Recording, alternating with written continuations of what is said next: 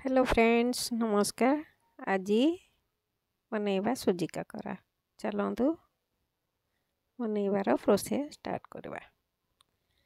प्रथमे मु half kilo सुजी नहीं हाफ किलो सुजी पे गोटे लीटर पानी नले 1.5 लीटर गोटे पानी नेबे। गोटे गिना चीनी चीनी जी आवश्यक आप नेबे। लुण गोटे चामच टिके घी देबे। पानीटा भल भाव फुटिला परे चीनी मेल्ट होला परे आमे सुजी को धीरे धीरे से पकाई ताहाको जंतीबा। टिके पानी अधिका रहिले आमर खड़ी जिते भल भाव जंती हबो पिठाटी आमर सेते सॉफ्ट हेबो। भल भाव आमे जंतुणी करिबा निहाती आवश्यक।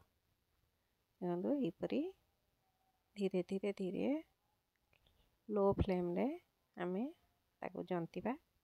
जे हाई फ्लेम देबानी लगी जीवो। जेतेबेले हाथ लगाई देखिबे जंतुणी हाथ रे चिपकु नथिबो लागु नथिबो बे हमर जंतुणी रेडी। एबे चलंतु आमे पूरा तैयार करिबा।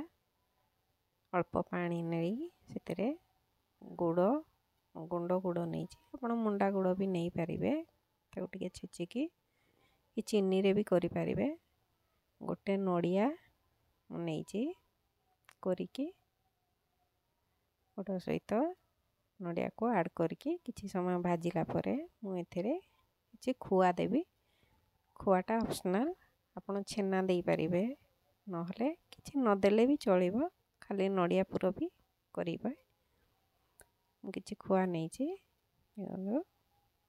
खुआ दे ताको भल भाव ताको मु पुणी भाजी देबी जमीती खुआटा नड़िया सांगरे मिक्स देखो पूरा मिक्स हो गलानी आमर पूरा रेडी। देखो हो गलानी आमर एबे आमे जो खड़ी जंतिक रखी थिले ताहा ठंडा हो गलानी। एबे ताको आमे चकड़की पूरा नरम करके गुड़ा कर दबा। छोटो छोटो बॉल करी ताको पुणी टिके हाथ रे भल भाव गुड़ा करी नेबा। एबे एबे आमे ताको शेप दबा। देखो मु किपरि ताको शेप दउची। एहीपरि आमे सबू पिठा गुड़ी को गढ़ी दबा। जदि मो भिडियोटी भल लगुथिबो लाइक सब्सक्राइब करबा भूलिबेनी। बेल आइकन भी प्रेस कर देबे। वीडियो पोस्ट कले आपन को प्रथमे नोटिफिकेशन शो करिवो। यही परि भाबरे आमे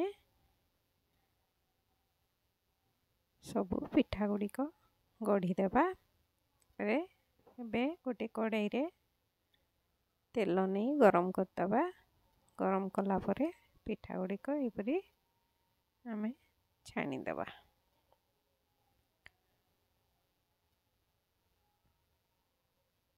धीरे धीरे तेल रे देबे नले तेल छिटकीबो।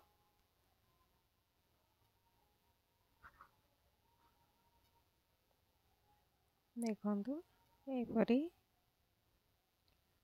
अल्प समय पर ताको आमे उल्टै दबा।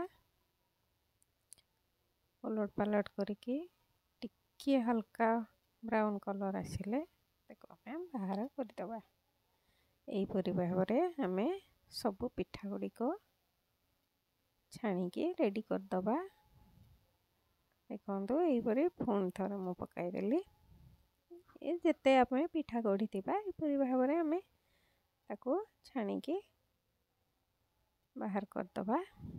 यह खाइबा को बहुत स्वादिष्ट। आपण माने भी घरे करूथिबे एपरी करिकी दीपावली रे खांतु बहुत टेस्टी।